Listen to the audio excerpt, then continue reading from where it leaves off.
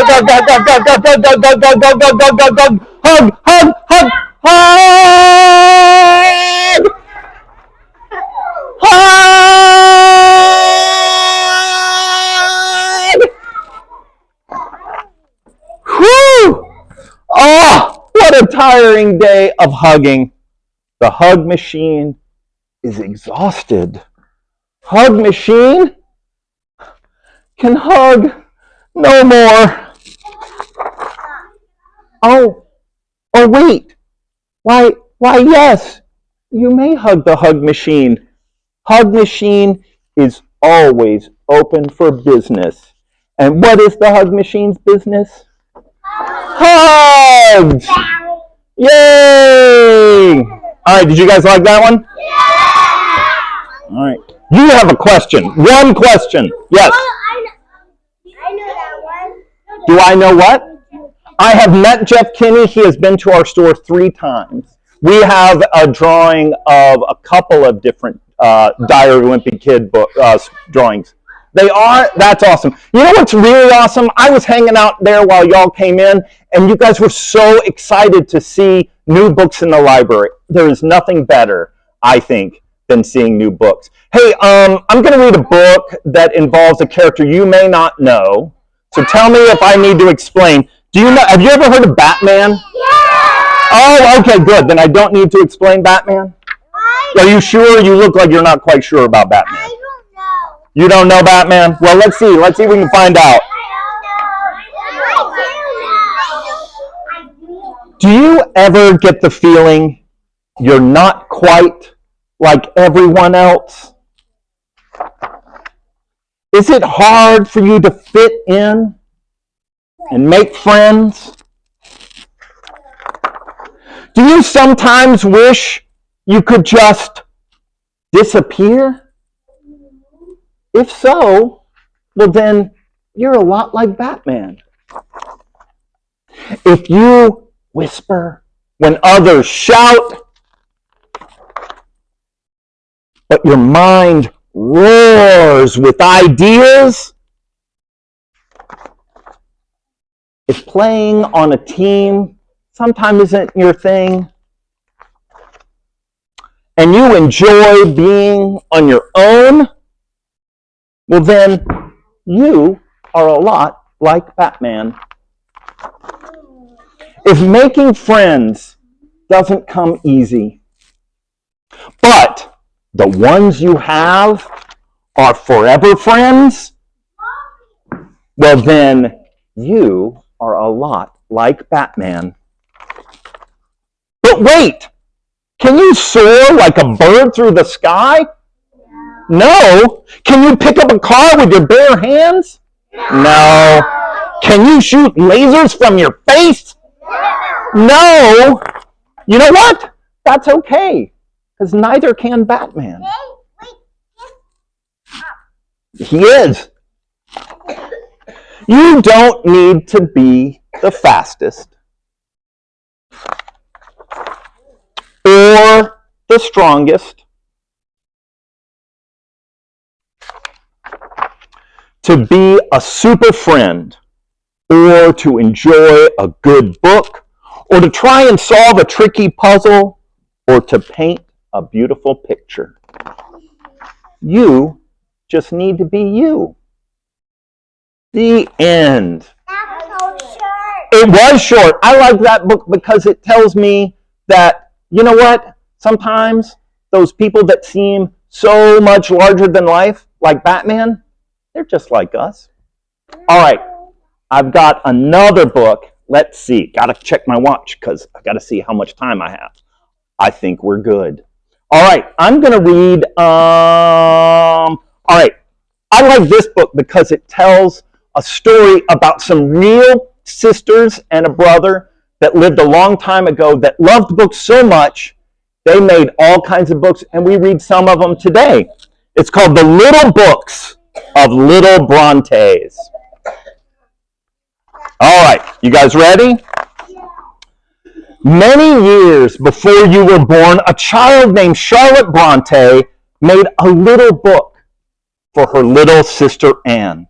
If you look through the window of this house at the edge of the wild moors, you can see the two of them there, sitting at the table.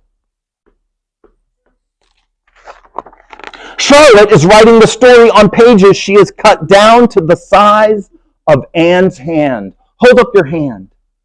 Do you think that you could write a book that's the size of your hand? With her box of watercolors, Charlotte paints tiny pictures of a house and a ship and a castle. Then she hand stitches the pages together using a scrap of old wallpaper as a cover. In the book, Anne is an only child. She lives with her mama and her papa, who are rich. They go to London to see castles. They go to sea on a ship, and the story ends happily. Can you imagine that story? In the real world, though, there are 4 children in the family: Charlotte, Branwell, Emily, and Anne. Their older sisters, Maria and Elizabeth, took ill and died not long after their mother, and so there has been sadness in the house for a long time. They have their father, their aunt, and a housekeeper named Tabby. They have many pets, and they have each other.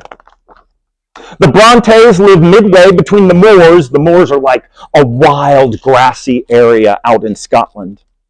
They live midway between the moors and the village and have done so for as long as the children can recall.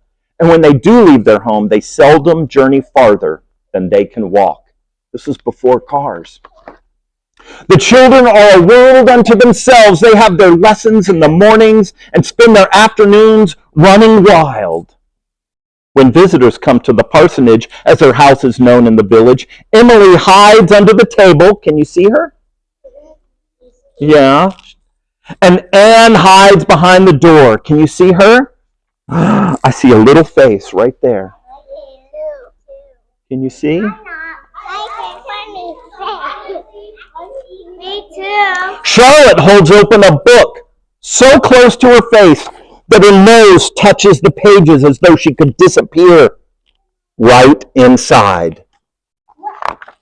The children are hungry for stories. They read novels, they read poetry, they read geography and history and fables. They read the Bible, they read the dictionary, they read the books their mother left behind. They read and they read. They make up poems as they walk through the moors. They invent characters as they peel potatoes for dinner. When it is too dim to read and they aren't allowed a candle, they act out plays in the dark. Do your parents let you keep the light on all night? No. One day their father brings home toys for all of them. There is a bowling game for Charlotte, a toy village for Emily, and a dancing doll for Anne. But they are most excited for what he has brought for Branwell, a box of wooden soldiers. Each of the children chooses one for their own. They call them the young men, and the toy soldiers become the heroes of the stories they share with each other. The children love books so much that they decide to make miniature ones just the right size for the soldiers to read.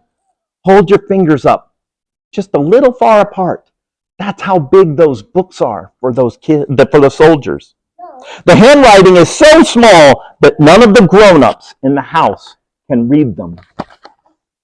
The books they write are tiny, but the worlds inside them are huge. They contain continents and oceans, love stories and battles. There are heroes and anti-heroes, and sometimes those who die in one story are brought back to life in another. Eventually, the children will outgrow the soldiers, but never the stories. They will write and write the way they used to read and read. When they grow up, the sisters will publish novels, and while their lives will not be long, they'd be amazed to learn that centuries have passed, and the books they wrote in that house by the moors that day are still read now. But let's leave them there now. Here, still children, happy with their stories and with each other. Charlotte couldn't give Anne a trip to a castle or a journey by the sea. She couldn't make life as exciting or as easy as it might have been, but she gave her sister Anne the one thing that she could, a story. This is the story of the little Brontes, who lived in a house on the edge of the wild moors and also in a world of their own imagination. We, the author and illustrator of this book, made it just for you. The end. I like this book for two reasons. One is because at the end, it talks about how to make your own little book. The other thing is that I've actually seen the little books that these sisters made. They were in a museum in England one time when I was visiting. One question. You made a book today? That's awesome. What's that? That I will tell you after I read this next book. All right? Okay, now I have some sad news. This next book has no pictures. That sounds terrible, doesn't it? All right. Wait. I can't hear. I tell you what, if you guys will be quiet, I will read the book. All right? Okay.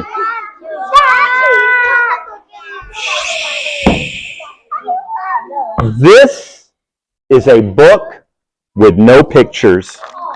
Now, it might seem like no fun to have someone read you a book with no pictures. It probably seems boring and serious.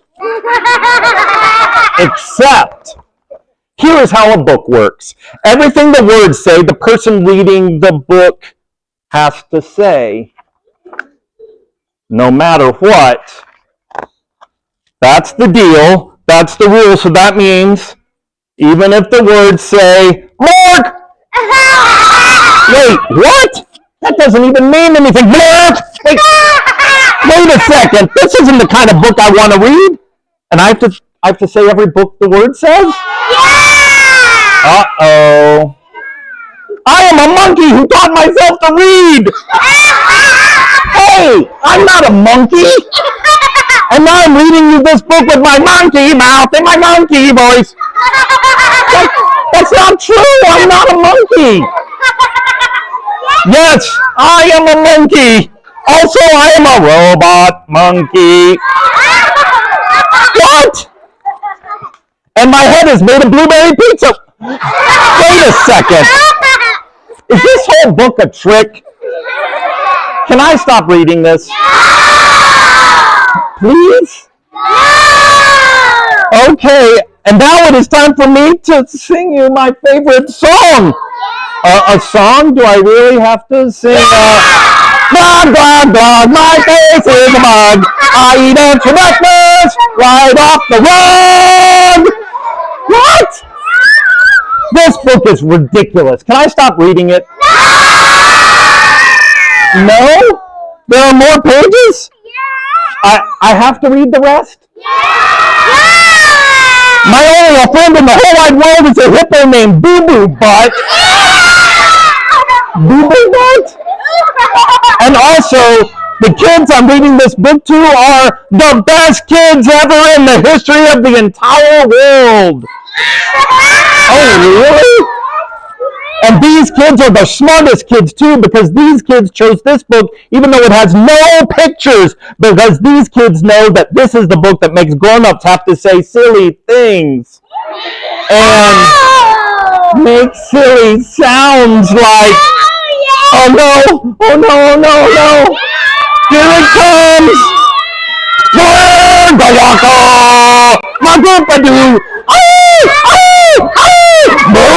Move! Bloggity, bliggity, glibbity, globbity, glibbity, glot. Beep, beep.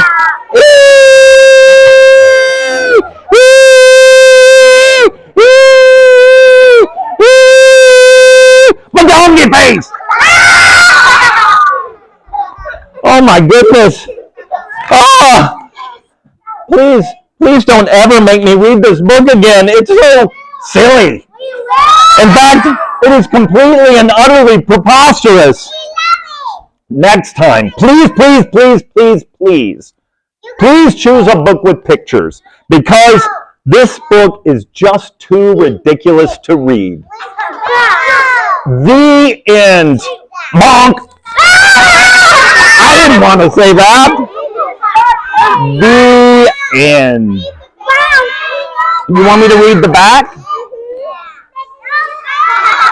The back? I can't read my back.